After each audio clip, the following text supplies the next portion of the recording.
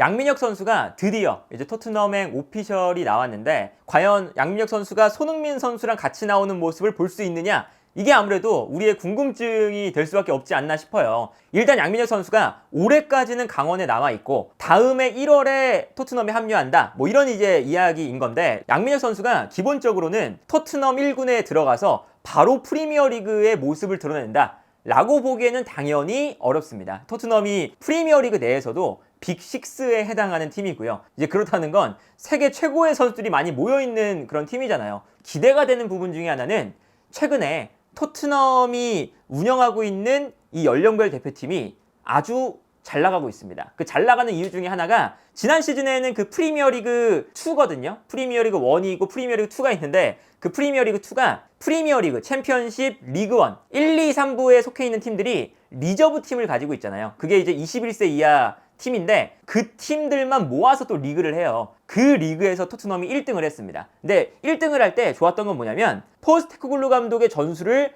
그대로 따라하면서 1등을 했거든요. 최근에 우리 축구협회에서도 이야기를 하는 축구 철학을 성인 대표팀부터 연령별 대표팀까지 일치를 시킨다. 그거랑 똑같은 거예요. 그러니까 이게 토트넘도 유망주를 영입할 때 그냥 영입하는 게 아니라 1군의 스타일에 알맞는 선수를 영입을 해서 1군으로 올리면 우리가 가지고 있는 스타일에 바로바로 이제 이 잠재력 있는 선수들을 발견할 수도 있고 이 선수들이 올라와서 바로 1군 무대에 적응해서 본인의 플레이를 보여줄 수 있다. 아주 이제 그 유소년 철학의 정석과 같은 그런 이제 모습들을 보여주고 있거든요. 그러다 보니까 이 포스테코글루 감독의 축구에 양민혁 선수가 이제 어떻게 어울릴까? 이거를 좀 생각을 해봐야겠죠. 근데 그런 것들을 생각을 해봤을 때도 양민혁 선수가 1군 무대에 만약에 올라갔을 때 이 유망주들이 출전 기회를 잡으려면 가장 중요한 포인트가 있습니다. 유망주들이 올라가자마자 모든 경기에 뛸 수 있지는 않거든요. 사실은 유망주들이 보통 데뷔할 때는 처음에는 교체,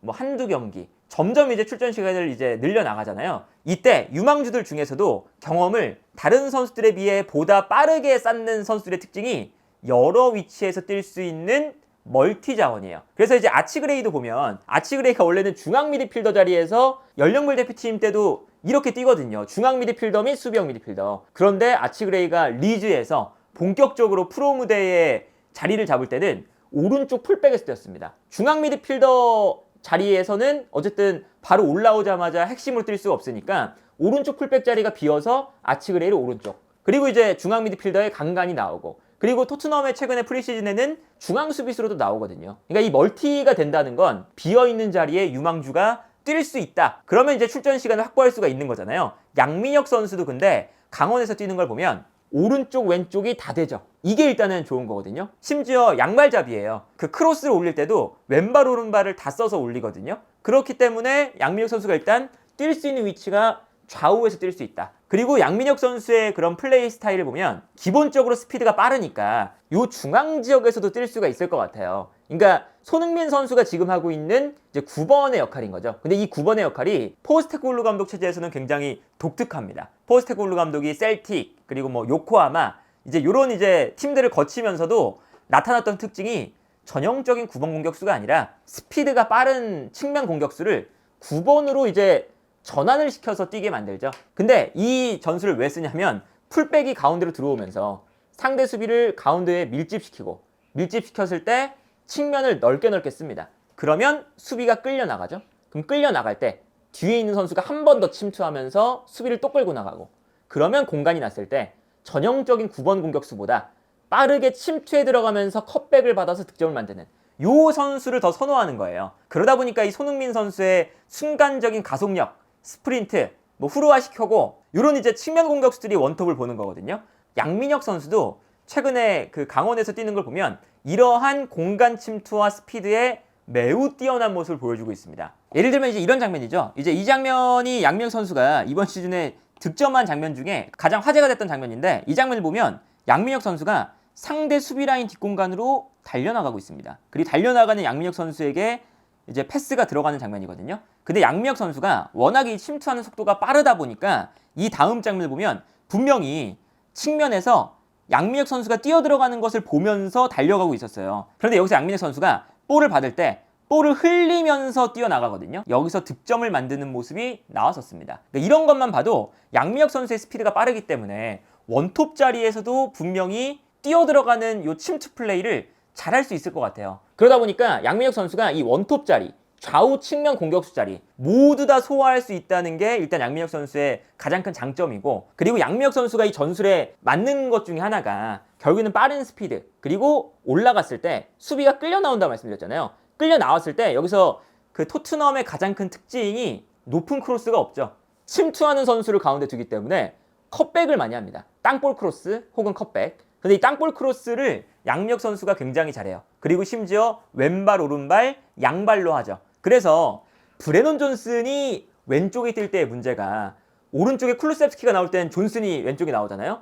존슨이 오른발로 땅볼 크로스를 잘하는데 왼발은 또 못 써요. 그러다 보니까 직선적으로 달려나가다가 분명히 가운데서 뛰어가고 있는데 이 크로스가 부정확해서 바깥으로 나간다거나, 여기서 컷백이 정확하지가 않죠. 그래서 이제 브레넌 존슨이 왼쪽에서 뛸 때는 퍼포먼스가 너무 안 좋아서 결국엔 다시 오른쪽으로 보내고, 이런 경기들이 지난 시즌에도 굉장히 많았거든요. 그런데 양민혁 선수가 강원에서도 이러한 컷백을 줄 때 왼발 오른발을 가리지 않는다는 건 아마 강원 경기를 보신 분들을 모두 다 이제 아마 아실 겁니다. 예를 들면 이런 장면이죠. 이 장면을 보면 양민혁 선수가 오른쪽에서 볼을 잡고 있어요. 그리고 달려가면서 상대 수비수를 일단 스피드로 제껴냅니다. 그러면서 오른쪽 측면에서 돌파를 한 다음에 측면을 무너뜨렸죠. 그리고 여기서 이제 재밌는 장면이 크로스를 올리는데, 이 크로스를 올릴 때 가운데에는 공격수 한 명이 수비수 두 명에게 붙잡혀 있었어요. 그리고 뒤쪽에서 한 명의 선수가 달려오고 있었죠. 그렇다면 여기서 크로스를 올릴 때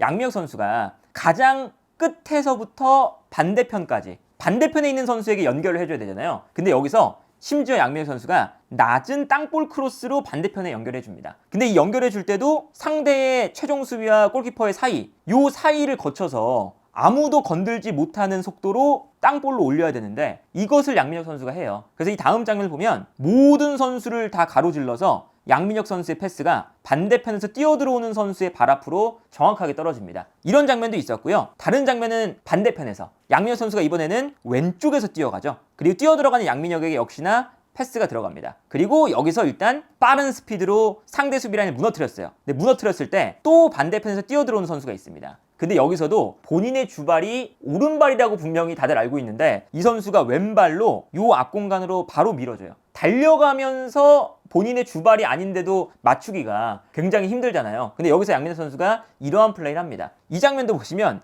양민혁 선수가 왼쪽에서 또 뛰어나갑니다. 그리고 여기서 공간으로 패스가 들어가요. 그러면서 측면을 완전히 무너뜨리는 장면이거든요. 여기서 양민혁 선수가 볼을 잡았을 때 반대편으로 한 선수가 뛰어가고 있었어요. 그런데 여기서 양민혁 선수가 볼을 잡아놨을 때 왼발로 주려면 한 번 더 볼을 터치해야 되는 장면이었거든요. 그러다 보니까 타이밍을 빨리 가져가기 위해서 그냥 오른발로 아웃프런트로 이 공간으로 밀어줍니다. 그리고 심지어 이 장면도 어떤 장면이었냐면 상대 수비가 양민혁에게 이제 쏠리니까 빠르게 반대편으로 넘겨주면 바로 기회가 나는 거였어요. 그러니까 이것을 양민혁 선수가 감각적으로 빠르게 처리를 하면서 비어있는 공간으로 준 거죠. 양민혁 선수가 기본적으로는 좌우 측면에서 양발을 쓰기 때문에 빠른 스피드, 수비수가 끌려나갈 때 뛰어들어가는 선수에게 컷백, 이게 일단 첫 번째로 되고, 그리고 이 선수가 패스를 일단 잘합니다. 그러니까 패스를 보는 길 자체가 되게 뛰어나요. 그래서 이 선수의 가장 큰 장점 중에 하나가 그냥 빠른 스피드뿐만 아니라 연계 플레이에 있어요. 그러다 보니까 그 토트넘이 손흥민 선수가 왼쪽에 뛸 때 우리가 최근에 많이 보는 것 중에 하나가 수비가 끌려나갈 때 손흥민 선수가 무리하게 혼자 돌파하는 게 아니라 뒤에서 뛰어들어가는 우도기 같은 선수에게 연계 플레이를 해주죠. 근데 이러한 플레이가 쉬워 보이는데 되게 어렵거든요. 수비가 끌려 나올 때 타이밍에 맞춰서 넘겨주는 거. 근데 양민혁 선수가 연계 플레이에 능하기 때문에 본인이 수비를 끌어당긴 다음에 뛰어들어가는 선수에게 패스를 해주는 이런 장면들이 강원의 경기를 보면 실제로 많이 나옵니다. 이제 그런 것들을 보면 왼쪽 오른쪽 가리지 않고 뛰어들어가는 선수에게 공간을 만들어주고 이 공간으로 패스를 해주는 이러한 역할도 양민혁 선수가 충분히 소화할 수 있을 것 같거든요. 어쨌든 토트넘 입장에서는 유망주로 영입을 하는 거지만 토트넘이 지금 보여주고 있는 1군과 21세 이하 팀의 전술의 동일성, 이런 것들을 고려를 했을 때는 양민혁 선수가 토트넘의 축구에 잘 어울린다, 그리고 심지어 왼쪽 오른쪽 가리지 않고 가운데서도 뛸 수 있는 그런 능력을 갖췄다라는 걸 생각해 봤을 때는 어쨌든 양민혁 선수가 토트넘이 그냥 잘하기 때문에 데려간다 이런 관점이 아니라 본인의 전술에 맞기 때문에 데려간다 이러한 관점이기 때문에 매우 긍정적이지 않나라는 생각이 들고요. 양민혁 선수가 이제 어떤 미래의 커리어를 쌓아나갈지 모르겠지만 이번 시즌까지 K리그에서 잘하고 유럽 무대에 갔을 때 충분히 좋은 활약을 보여주면서 1군 무대에 정착하기를 바라보도록 하겠습니다.